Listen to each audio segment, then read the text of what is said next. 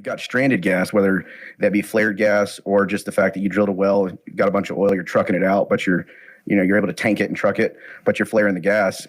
For years and years, that was totally fine, and in some states, it still is. A lot of states, it's not, and it's not for long. But I'd rather, as an industry, take care of it ourselves before it becomes a regulation, right? We don't need the government to tell us, like, look, we know that's money that's getting burned up. We don't like money burned up. We just haven't had a solution until now. We don't, or the government does. The government doesn't care. Oh, okay. They care about one thing: getting their taxes. Oh, there you go. Which means regulation. Let me make that clear. Let's make this very clear. Yeah. All right. They love regulating this. There you go.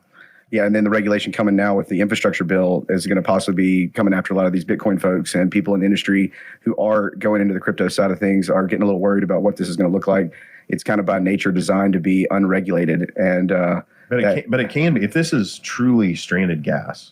And we have, so right now, if I wanted to, I could go out and drill a natural gas well, right, with no infrastructure at all. I could take that gas, bring it up out of the ground. If it's dry gas, if it's wet gas, you got to have some more equipment on location. But with your generator, I could have that gas come up, power your generator. I could have Bitcoin mine out there. I could have a satellite internet, so I don't need any lines out to my location. Satellite internet, I could go back and forth with all my data, and I could be mining Bitcoin full time with natural gas out there. You 100% could do that. And, I mean, that is real power.